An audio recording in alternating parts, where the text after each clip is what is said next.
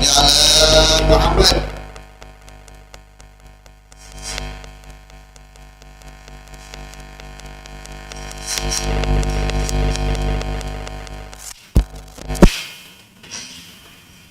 Assalamualaikum warahmatullahi wabarakatuh.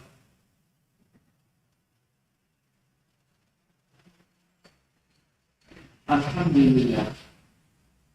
Alhamdulillah Fatih Mawa'id al-Jud.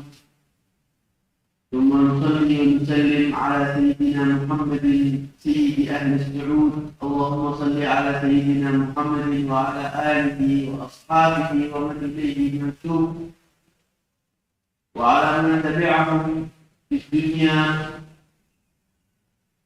إلى اليوم الموعود. أما بعد، dipahami kehadiran Allah Subhanahu wa Ta'ala yang telah mengumpulkan kita di pagi yang indah ini, di tempat yang indah dan penuh berkah ini, bersama wajah-wajah yang indah yang penuh berkah ini. Amin Allahumma amin. Hadirin yang dirahmati oleh Allah, alhamdulillah secara menghadiri hari dari kamu orang itu bisa mendapatkan keridhaan Allah Subhanahu wa Ta'ala, mendapatkan pemberian yang besar dari Allah Subhanahu wa Ta'ala, dari mahabbah, dari mahabbah, berlain seperti ini. Dengan apa? Yang saat-saat itu adalah waktu Allah membukakan pintu rahmatnya sangat luas. Waktunya seperti apa? Seperti sekarang ini. Nabi SAW selalu mewasiatkan kita sebagai umatnya, dimana kita membaca azkar ini. Kenapa seperti itu? Karena ini waktu rahmat ini pintunya terbuka luas. Walaupun rahmat itu ada di setiap waktu, cuma ada beberapa waktu pemberian Allah jauh lebih banyak, berkali-kali lipat bahkan. Dan di waktu-waktu seperti itu, Allah Nabi Muhammad SAW mengajarkan kepada kita untuk meminta kepada Allah Subhanahu wa Ta'ala, untuk beribadah lebih kepada Allah Subhanahu wa Ta'ala di waktu-waktu tersebut, untuk mendapatkan jalan yang lebih cepat lagi. Untuk jika kita di waktu biasa harus melakukan ibadah sebegini banyaknya, tapi ada waktu-waktu kita lakukan ibadah sedikit saja, pahalanya didapat besar dari Allah Subhanahu wa Ta'ala. Seperti waktu sebelum subuh, di waktu sepertiga malam, sepertiga akhir di malam hari, dan waktu-waktu seperti itu yang harus diperhatikan. Dan alhamdulillah kita di waktu-waktu seperti itu. Kita duduk sekarang di masjid ini menunggu sampai nanti, dan nanti kita dengar doa Haibhut seperti biasanya. Dan Nabi Muhammad SAW mengatakan ad-dunya mal'unun mal'unun ma fiha. Dunia ini terlaknat dan semua yang di dalamnya terlaknat, kata Nabi SAW. Terlaknat itu artinya apa? Kadang tidak ada berkahnya, membawa kesulitan, tidak selalu membawa keindahan kepada sosoknya, terkecuali alimun au muta'allim, orang yang belajar atau orang yang mengajar, au zikrullahi wa mawalah, atau menyebut Allah, berzikir kepada Allah dan apa-apa yang ada di sekitarnya. Yang dimaksud hal-hal yang membantu untuk zikir, atau mengajak untuk zikir, atau hal-hal yang mempermudah kita untuk zikir, hal-hal yang terikat dengan Allah Subhanahu wa Ta'ala secara umum. Tapi ta'allum, belajar ilmu, jauh lebih besar pahalanya dan ganjarannya di sisi Allah. Bahkan Nabi SAW bersabda, la'alimun asyaddu ala syaitan min alfi abid. Tidaklah satu orang ahli ilmu lebih mengerikan untuk setan daripada 1000 orang ahli ibadah. 1000 ahli ibadah itu masih gampang buat setan kalau mereka nggak punya ilmu, gampang dikibulinnya. Orang kalau kagak punya ilmu dibohongin ini gampang. Setan kerjaannya ngapain? Bohongin orang. Orang ngira, itu tuh si dia tuh, dia kagak demen sama kita tuh, coba jatuhin, coba jelekin namanya. Kita ngomong, kita jelekin namanya. Ketemu orang, oh si dia tuh emang begitu tuh, hati-hati, jangan mau sama dia. Orangnya begini, kita jelekin. Siapa yang ngajak tuh? Kan setan. Setan senang ketawa-ketawa. Kita yang kena dosanya. Waliyadzubillahi min dzalik. Dan begitu kerjaannya setan bohong. Sebagaimana di contoh yang pertama itu adalah contoh untuk kita sekalian, yaitu kedua anak Nabi Adam alaihissalam, Qabil dan Habil. Ceritanya sudah diulang-ulang berkali-kali. Kenapa diulang-ulang berkali-kali? Karena itu membawa banyak rahasia kepada kita, mengajarkan kita, memberi kita contoh. Allah Subhanahu wa taala sebutkan itu di surat Al-Maidah. Watlu alaihim naba abnai Adam id qarraba qurbanan fatuqbila min ahadihima wa lam yutaqabbal min al-akhar. Allah berfirman, sebutkan kepada mereka cerita kedua anak Adam, yang satu dari dan yang kedua mereka memberikan kurban, memberikan sesuatu dari mereka, diterima dari satu tapi tidak diterima oleh dari satunya. Di mana Sayyidina Qabil itu diberi pekerjaan, diajarkan oleh Nabi Adam alaihissalam untuk menjadi petani.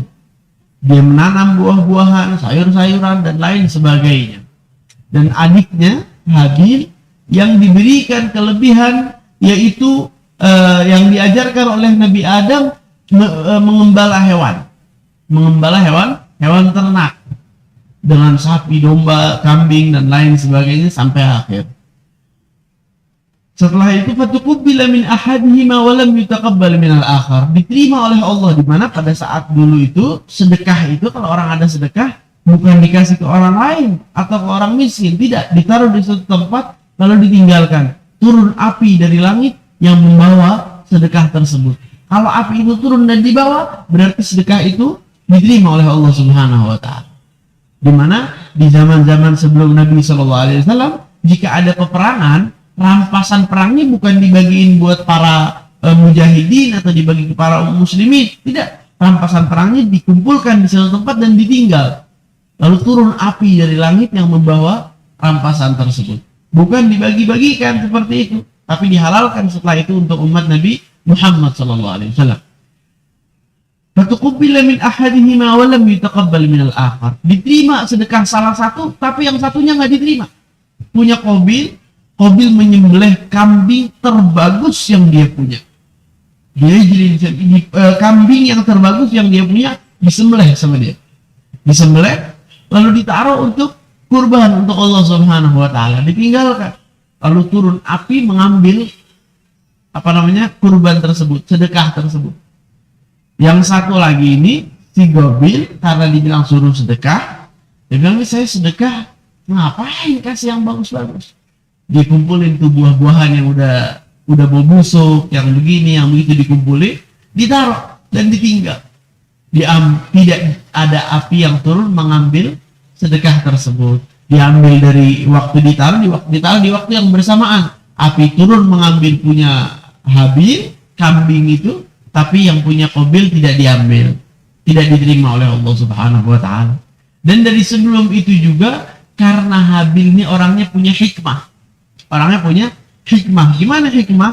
Hikmah ini bukan nama orang, Bang Hikmah. Lain. Hikmah ini adalah sifat, di mana itu disebutkan banyak oleh ahli tafsir di tafsir firman Allah Subhanahu wa taala, wa man utiyal hikmata faqad utiya khairan katsira wa ma yadhakkaru illa ulul albab. Siapapun yang diberi hikmah oleh Allah, maka dia sudah mendapatkan kebaikan yang sangat banyak, kata Allah. Wa ma yadhakkaru illa ulul albab. Itu hikmah itu beberapa ulama menyebutkan hikmah adalah al-isabatu fil umur, di mana seseorang itu selalu dipermudah untuk melakukan kebaikan sama Allah. Dia mau ngelakuin gini, dia ngelakuinnya, oh kayaknya menurut saya yang cocok begini, dia lakuin, benar jadi. Dan seperti itu. Ada bilang al-hikmah at-ta'anni fil umur, dan ada yang bilang hikmah itu melakukan sesuatu dengan bertahap dan pelan-pelan, tidak tergesa-gesa. Dan seperti itu, Sayyidina ataupun Qabil ini, anak yang ini punya hikmah, punya adab. Kakaknya enggak. Begitu orangnya, kagak mengikut, tidak berpikir atau tidak melakukan sesuatu itu mengikuti hawa nafsunya saja. Selalu seperti itu. Pada saat itu karena mereka ini baru dua saja, dari para lelaki itu baru dua saja nih, anaknya Nabi Adam baru dua.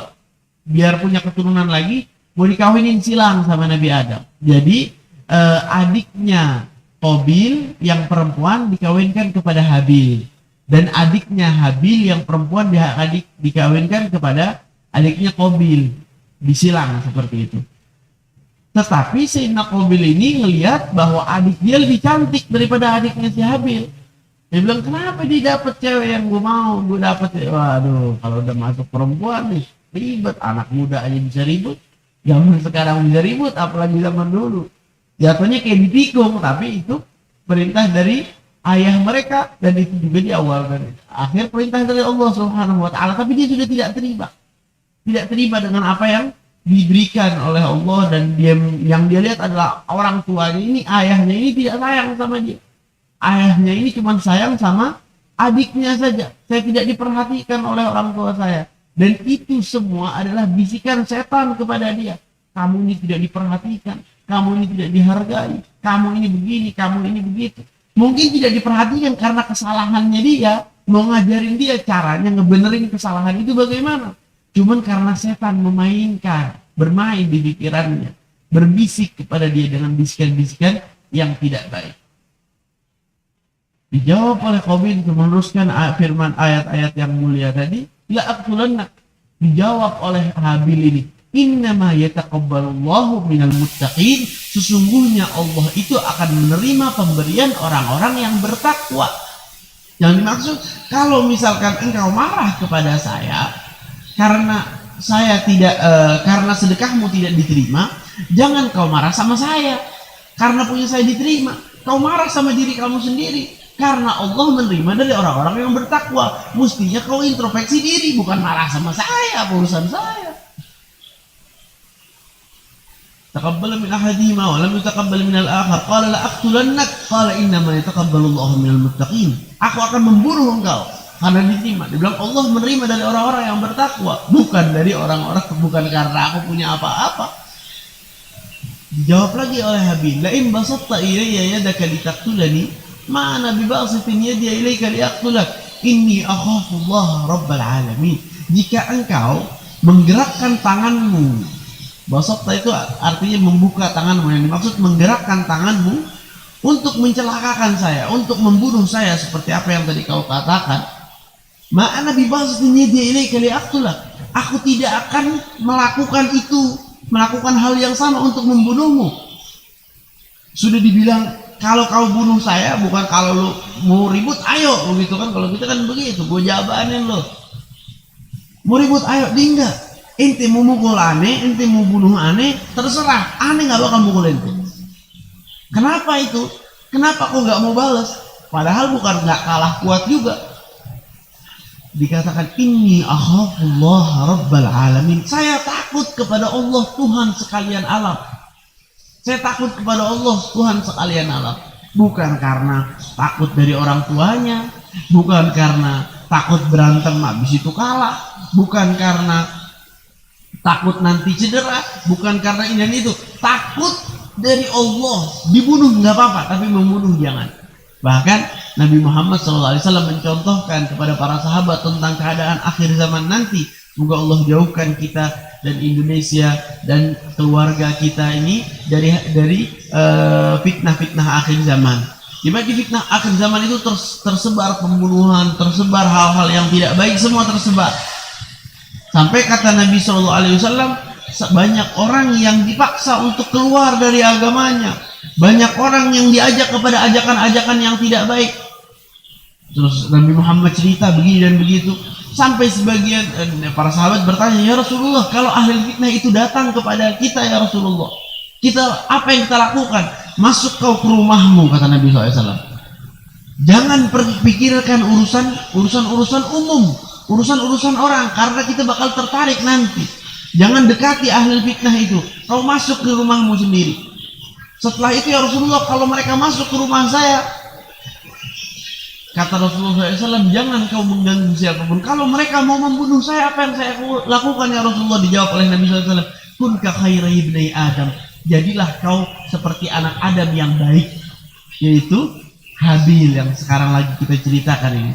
La in basatta ilayya yadaka litaqtulani, jika engkau membentangkan tanganmu, menggerakkan tanganmu untuk membunuhku, ma ana bibastin yadi ilayka liaqtulak, aku tidak akan menggerakkan tanganku untuk membunuhmu. Inni akhafullaha rabbal alamin, aku takut kepada Allah, Tuhan sekalian alam. Inni uridu an tabu'a bi idni wa idmika fatakuna min ashabin nar wa dzalika jazaa'ul zalimin. Aku ingin engkau mengajari kepada Habil ini bahwa membunuh ini bukan menyelesaikan masalah. Kau merasa aku masalah, membunuh ini nggak menyelesaikan masalah. Jika engkau membunuhku, katanya, ini antabu abi ismi wa ismika, engkau akan membawa dosa-dosaku dan dosa-dosamu juga. Dosa-dosamu yang sudah ada ini, tambah dosa pembunuhan ini, tambah kalau saya punya dosa-dosa lainnya, akan kau bawa. Bi ismi wa ismika fatakuna min ashabin nar. Itu akan menjadikan kamu kelompok ahli neraka. Wadzalika jazaa'ul zalimin, dan itu balasan Allah kepada orang-orang yang zalim. Fatawwa'at lahu nafsu qatla akhihi faqatalahu. Setelah itu pada saat dia sudah dipenuhi dengan dengki, dipenuhi dengan rasa benci, dipenuhi dengan dendam, yang itu semua masuknya dari mana? Tipu daya setan. Tipu daya setan. Dikira sekarang begini, kalau ada dua anak, satu disayang, satu kurang disayang, kalau kita bilang begitu. Yang kurang disayang ini marah, yang disayang dibunuh. Bakal disayang nggak nih anak yang satu ini? Diusir dari rumah, bunuh saudaranya. Dia kira kalau dia membunuh ini, adiknya ini, bakal disayang sama orang tuanya. Tidak, kau mungkin gak akan disayang jika kau mengikuti caranya si Habil ini, bukannya kau menghindari. Orang yang sudah akalnya terpenuhi oleh nafsu, terpenuhi oleh hawa, terpenuhi oleh keinginannya sendiri, hal-hal seperti itu membuat mereka itu seakan buta. Bukan buta mata, tapi buta hati. Jadi tidak bisa membedakan yang mana yang benar, yang mana yang salah. Bahkan Allah mencontohi kepada kaum Nabi Lut. Kaumnya orang-orang yang Sodom, orang-orang yang sangat keji sekali maksiatnya. Allah mengatakan, apa kalian melakukan maksiat yang buruk, di mana itu tidak pernah dilakukan oleh siapapun sebelum kalian dari awal diciptakan manusia? Ma sabaqakum biha min ahadin minal alamin. Mereka mengatakan apa? Akhrijuhum min qaryatikum innahum unasun yatatahharun. Mengatakan, keluarkan kelompok ini, kelompoknya Nabi dan siapa yang mengikutinya, sedikit yang mengikuti Nabi Lut. Keluarkan mereka dari kampung kita. Kenapa? Innahum unasun yatatahharun. Mereka orang-orang yang selalu bersih. Bersih dari apa yang kita buat, bersih dari hal-hal yang kotor. Keluarkan mereka. Orang kalau bersih dicintai, diikuti, biar kita bersih juga. Bukan orang yang bersih malah diusir. Dengan kata itu, keluarkan mereka dari kampung kita, keluarkan mereka dari kota kita. Kenapa? Innahum unasun yatatahharun. Mereka orang-orang yang selalu bersuci. Orang-orang suci kok diusir? Orang-orang suci mestinya disayangi, dicintai, dihormati, dan diikuti. Bukan malah diusir. Akalnya sudah berheng, sudah dipenuhi oleh nafsu. Seperti bagaimana Qabil tadi. Pembasata ilai kalau ini memang maka telah apa tadi? Apa namanya Allah yang bahas dari mengatakan tapi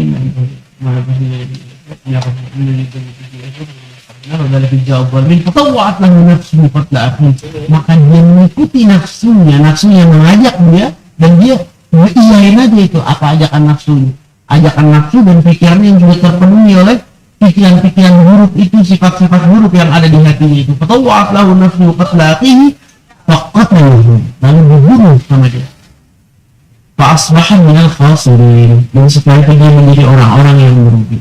Jadi diteruskan oleh Allah cerita tentang bagaimana ia akhirnya menghubungi adiknya, dimana dibawa jasadnya itu dibawa lari sama dia, biar nggak ketahuan sama orang tuanya. Dibawa lari, setelah itu hari demi hari, sampai bingung ini mau di gimana ini.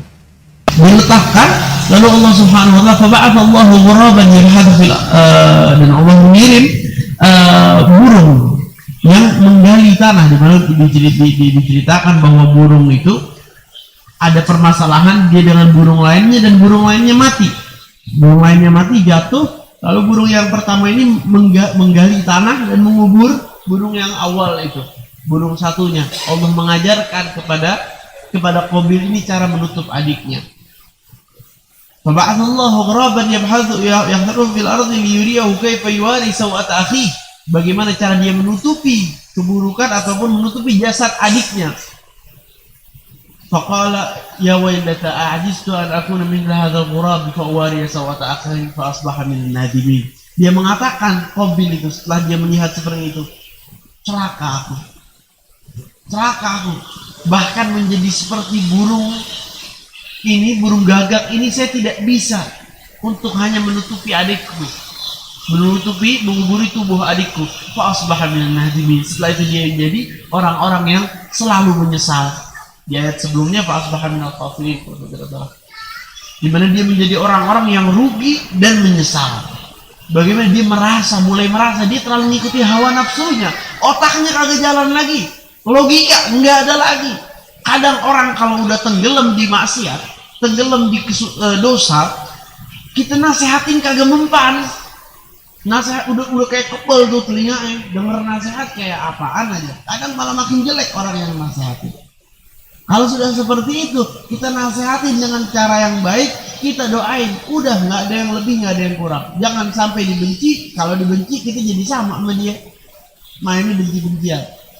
Dan orang-orang seperti ini harus kita mengerti sifat-sifat seperti ini dan kita jauhi. Jangan sampai kita jadi begitu, terpenuhi otak itu dengan dendam sampai kita melakukan hal-hal yang seperti itu. Bahkan di hadis Nabi Muhammad SAW, beliau bersabda, ma min nafsin tuqtalu zulman illa libni adam al-awwal kiflum min damiha. Tidak ada satupun anak Adam yang terbunuh secara tidak sah ataupun secara kezaliman, terkecuali kepada anak Adam yang pertama bagian dari dosanya. Kiflum min damiha, bagian dari darahnya. Li'annahu awwal man sanna al-qatl. Di hadis lain Nabi Muhammad mengatakan seperti itu. Karena dia orang yang pertama yang melakukan pembunuhan.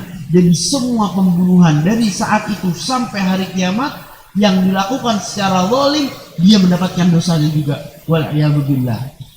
Bayangkan berapa banyak dosa yang dapatkan. Kita kadang kalau melihat rekening itu ada yang ngirim transfer, senang. Guys, ada yang transfer nih.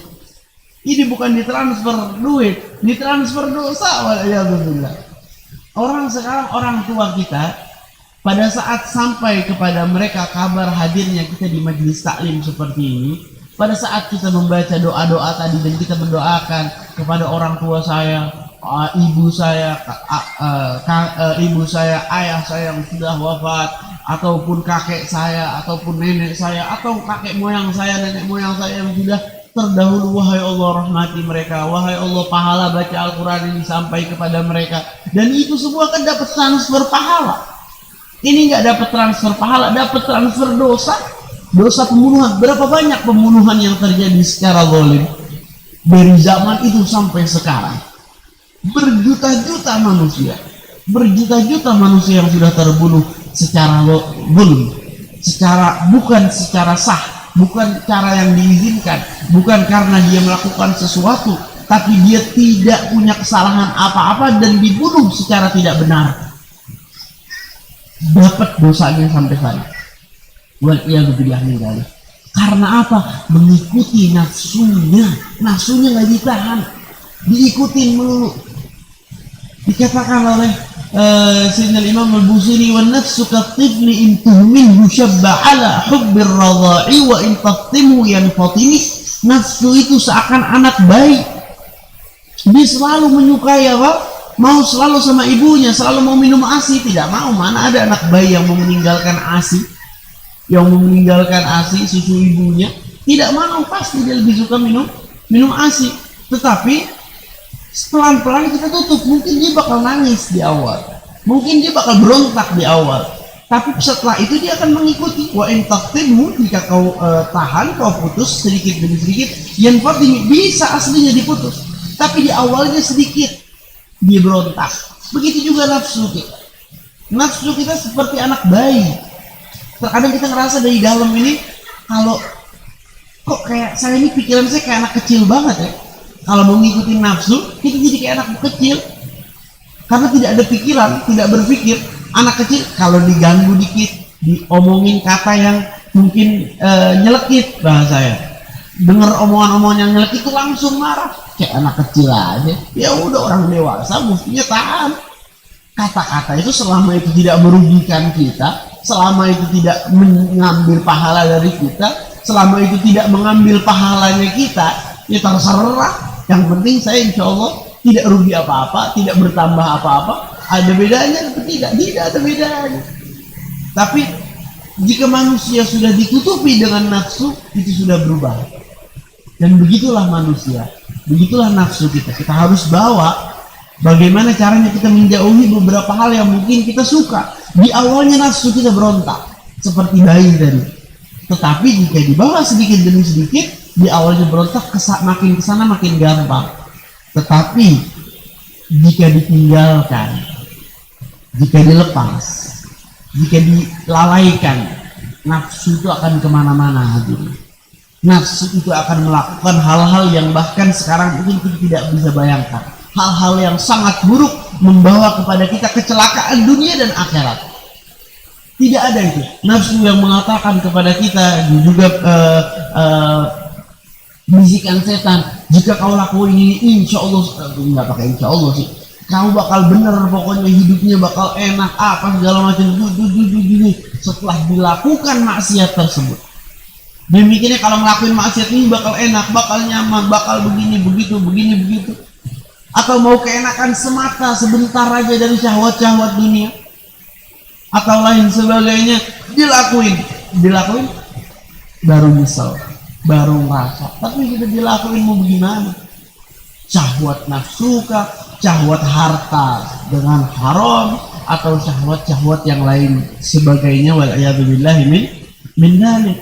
Jadi kita harus ngerti, apapun yang keluar dari ajaran Islam, apapun yang keluar dari ajaran syariat, apapun kondisinya, bagaimanapun situasinya, apapun skenarionya, tinggalkan, jauhi. Ini akan membawa kepada kita kerusakan dunia, cepat ataupun lambat.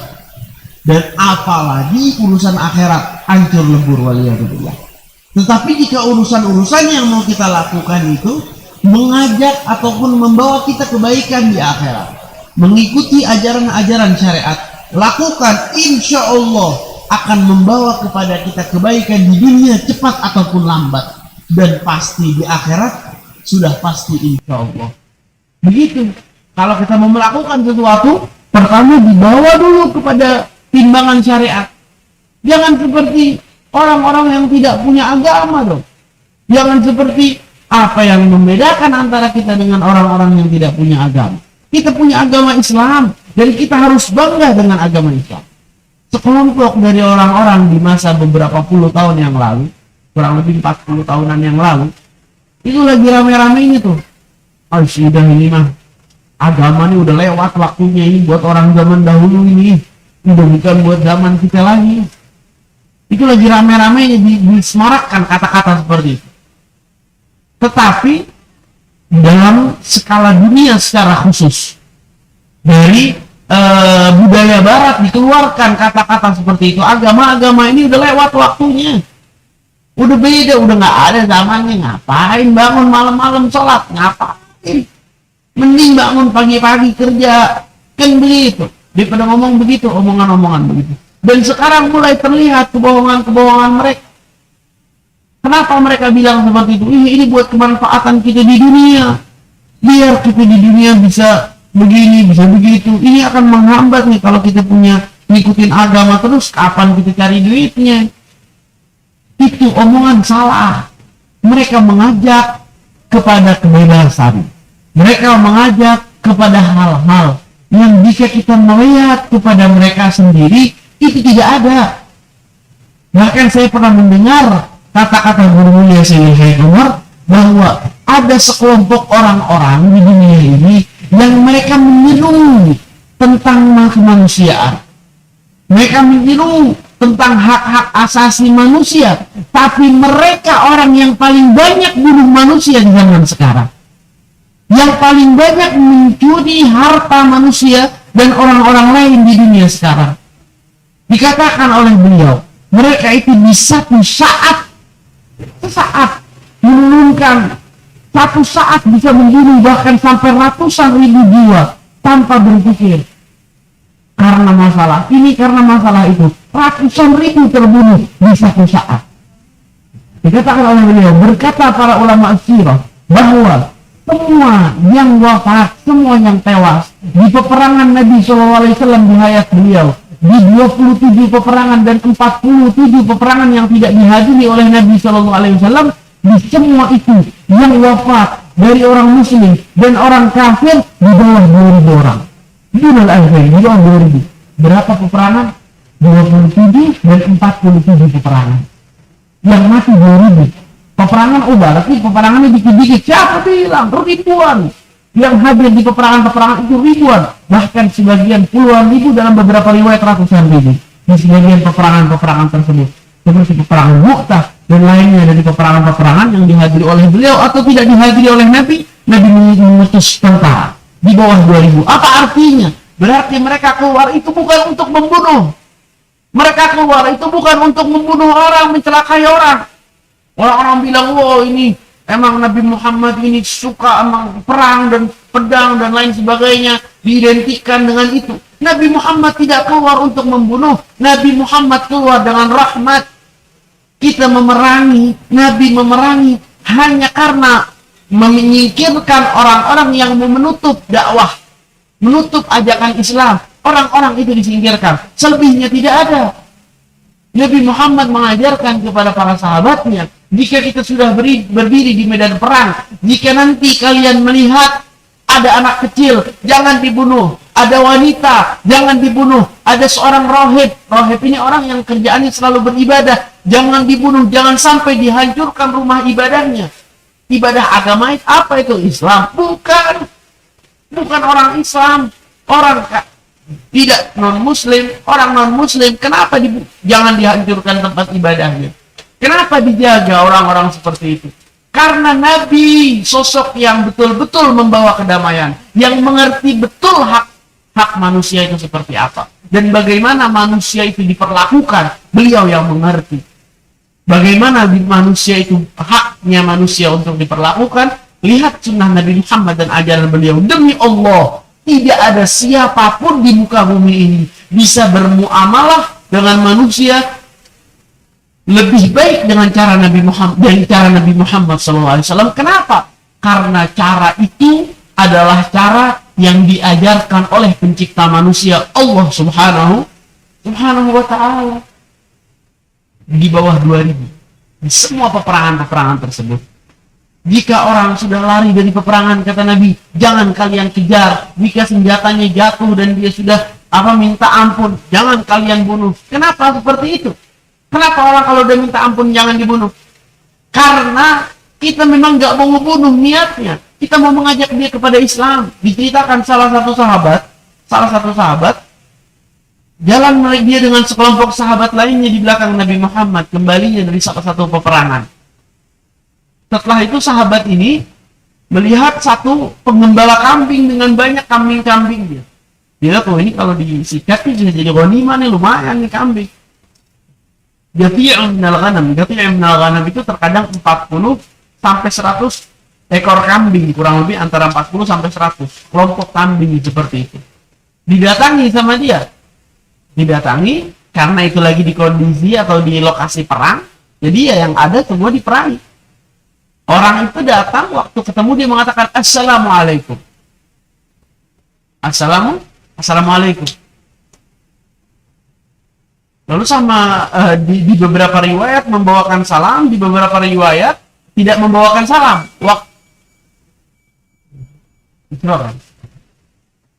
Di beberapa riwayat bukan membawakan salam, di beberapa riwayat mereka ada sedikit peperangan antara dua sahabat ini, antara sahabat dan orang kafir ini yang punya banyak banyak kambing, sampai orang kafir ini terjatuh, kalah dia. Waktu pedangnya terjatuh dan dia mau dibunuh, Dia mengatakan la ilaha illallah. La ilaha illallah Muhammad Rasulullah. Sahabat ini bilang, wah ini orang ngomong la ilaha illallah udah rebahan loh, udah pedangnya datang. Dia ngomong kan karena apa? Karena takut dibunuh oleh sahabat ini. Dibawa kambing-kambingnya. Setelah perkelahian tersebut di tempat medan perang, di lokasi perang. Waktu ketemu dengan Nabi Shallallahu Alaihi Wasallam, sampai di hadapan Nabi sahabat dan segerombolan kambing ini ditanya oleh Nabi, dari mana daging ini? Dia bilang, ya Rasul, tadi ada diceritakan. Nabi berubah wajahnya, murka beliau. Aqataltahu ba'da an qalaha? Apa kau bunuh orang itu setelah dia menyebut kata tersebut? Dia bilang, iya ya Rasulullah. Dijawab lagi, aqataltahu ba'da an qalaha? Apa kau membunuh dia setelah dia mengucapkan kalimat tersebut? Dijawab oleh sahabat ini, innama qalaha khaufan minas sayf ya Rasulullah. Dia mengatakan itu takut dari pedang saya ya Rasulullah. Rasulullah mengatakan, aqataltahu ba'da an qalaha? Apa engkau membunuh orang itu karena dia setelah dia mengatakan kalimat la ilaha illallah? Orang ini mengatakan lagi, ya Rasulullah, dia tidak beriman. Dia mengatakan itu karena dia takut dari pedang. Dijawab lagi oleh Nabi sallallahu alaihi wasallam, asyaqaqta ala qalbi? Apa syaqaqta ala qalbi? Apa engkau sudah belah hatinya? Kau lihat dia tidak ada iman di hatinya? Murka Nabi sallallahu alaihi wasallam. Langsung sahabat ini karena takut melihat marahnya Nabi Muhammad sallallahu alaihi wasallam mengatakan, istaghfirli ya Rasulullah, wahai Rasulullah, beristighfar kepada aku, minta ampun kepada Allah kepada aku. Nabi karena beliau sangat murka mengatakan, la ghafarallahu lak, idhab la ghafarallahu lak, idhab la ghafarallahu lak. Pergi engkau, semoga Allah tidak mengampunimu. Pergi engkau, semoga Allah tidak mengampunimu. Waliyadzubillah. Kenapa? Marhaba itu. Diusir sahabat ini. Dan beberapa hari lewat dan orang sahabat tersebut meninggal. Wafat. Kenapa? Membunuh seorang karena sudah mengucap kalimat la ilaha illallah. Ini cara Nabi Muhammad bermuamalah dan berperilaku dengan manusia. Siapa yang lebih indah dari beliau? Sallallahu alaihi wasallam. Sallallahu alaihi Nabi Muhammad. Maka dari itu hadirin, kita harus mengerti ajakan mana yang patut ditaati, yang diikuti, ajaran mana yang tidak. Ajaran siapa yang benar, ajaran siapa yang kadaluarsa, ajaran siapa yang rusak, yang bahkan sekarang di dunia sudah terlihat kerusakan-kerusakannya, dan ajaran siapa yang kekal abadi membawa keindahan di dunia dan di akhirat. Maka dari itu kita umat Nabi tidak bisa melakukan hal-hal mengikuti hawa nafsu saja, atau mengikuti ajakan-ajakan orang saja tanpa melihat apa hukumnya di syariat, tanpa melihat bagaimana sunnahnya Nabi di hal-hal seperti ini. Seakan kita tidak punya tauladan, waliyadzubillah. Kita punya tauladan, kita punya Nabi Muhammad, kita punya syariat, ikuti, pegang teguh. Karena ini kebanggaan kita yang membawa kita hidup sukses di dunia, apalagi di akhirat. Dan Haibut sudah datang. Tadi kita minta doa dari beliau. Beliau ini orang yang sudah dari dulu bersama Sayyidul Walid Al-Habib Mundir bin Fuad Al-Musawar. Di malam Selasa tuh hampir nggak pernah absen. Saya ingat dari kecil tuh tahlilnya Haibut sampai saya hafal, udah jadi ikonik di mana-mana tahlilnya Haibut. Masya Allah, dakwatum kafir Habib. Mohon maaf nih kita di atas itu. Jadi seperti itu hadirin. Semoga Allah Subhanahu wa taala jadikan apa yang kita dengar ini manfaat untuk kita. Kita bisa bawa manfaat itu kepada keluarga kita, anak-anak kita, istri-istri kita, semua orang rumah kita, sekeliling kita dan lain sebagainya. Jadi manfaat untuk kampung ini, untuk tempat ini, untuk kota ini, untuk semua masyarakat Indonesia. Amin Allahumma amin. Allahumma saffi qulubana 'anil syawaib wa najjiha 'an mujibil khizyi fil 'awaqib. Allahumma shfi marghana, a'fi mubtalana, islih khafina wa badina. اللهم اجعل كل سعينا وأعمالنا وكل ما أتيتنا سبب دخول سرور لقلوب مشايخنا وقلب سيدنا النبي محمد، واجعلنا قرة عين لهم ولآبائنا وأمهاتنا في عافية. آمين اللهم آمين. وصل وسلم على النبي الأمين والحمد لله رب العالمين والعفو منكم.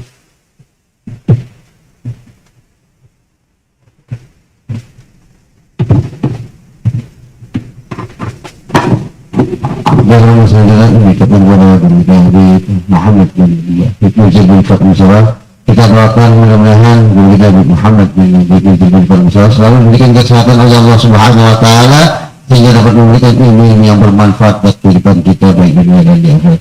Sudah cara kita pada pagi hari ini.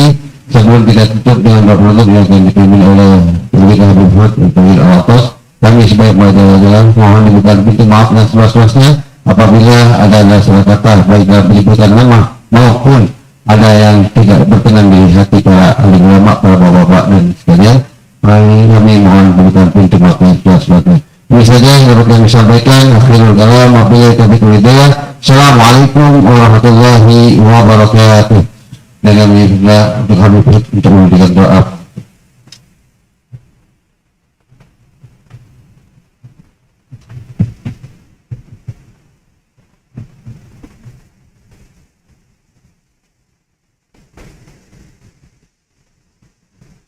Bismillahirrahmanirrahim. Alhamdulillah rabbil alamin. Hamdan yuwafi ni'amahu wa yukafi mazida. Ya Rabbana lakal hamdu kama yanbaghi li jalali wajhika wa li'azimi sultanik. سبحانك لا نحصي ثناء عليك أنت كما أثنيت على نفسك ولك الحمد حتى ترضى ولك الحمد إذا رضيت ولك الحمد بعد الرضا اللهم صل وسلم على سيدنا محمد في الأولين وصل وسلم على سيدنا محمد في الآخرين وصل وسلم على سيدنا محمد في كل وقت محين وصل وسلم على سيدنا محمد في الملأ الأعلى إلى يوم الدين وصل وسلم على سيدنا محمد حتى ترث الأرض ومن عليها وأنت خير الوارثين اللهم اجعل وأوصل وتقبل ثواب ما قرأناه من القرآن العظيم وما هللناه وما سبحناه وما استغفرناه وما صليناه على حبيبك سيدنا محمد صلى الله عليه وسلم في هذه الساعة الشريفة اللهم اجعله هدية منا واصلة ورحمة منك نازلة وبركة شاملة وصدقة متقبلة نقدمها نوديها إلى أرواح من أوقف هذا المسجد خصوصا المرحوم حاج مرزوقي بن جائك المرحومة حاج عارية بنت مايور المرحوم حاج نور بن حاج جائك المرحوم حاج صفية بنت حاج محمد طبري وأصولهم وفروعهم ثم إلى أرواح من جمعناها هنا بسببهم وتلون القرآن لك من أجلهم خصوصا صاحب الحول حاج زورية بنت حاج ريدي محمد عثمان بن حاج هاشم حاج مأمون بن حاج رملي المرحوم سرسو بنت كيمان putra Ijoyo المرحوم حاج ريدي بن ساران المرحومة ست خديجة بنت حاج عثمان المرحومة حاج ست حواء بنت حاج مداني المرحومة حاج نعيم شاه بن نعيم شاه بنت نميل المرحومة حاج ست حواء بنت حاج إسماعيل المرحوم عبد الرحمن بن علوي باغريب المرحومة حاج تاتي رشيدة بنت حاج رشدي وأصولهم وفروعهم ووالدينا ووالديكم وأمهاتنا وأمهاتكم ومشايخنا ومعلمينا وذوي الحقوق علينا أجمعين ولجميع المسلمين والمسلمات والمؤمنين والمؤمنات أوصل اللهم ثواب ذلك منا إليهم واجعل نورا يسعى ويتلألأ بين يديهم اللهم اجعله فكاكا لهم من النار وعتقا لهم من النار وحجابا لهم من النار وسترا لهم من النار اللهم وارفع به درجاتهم وضاعف في حسناتهم وأجزل بعطياتهم وتجاوز عن سيئاتهم وانقلهم من ضيق اللحود إلى جنات الخلود واجعلهم عن المقربين الشهود اللهم يا كريم أدخل في قبورهم وقلوبهم الروح والريحان والفسحة والرضوان والبشارة والأمان بجوارك في رفع الجنان إنك كريم منان فضلي سبحان ربك رب العزة عما يصفون وسلام على المرسلين والحمد لله رب العالمين سر أسرار الفاتحة.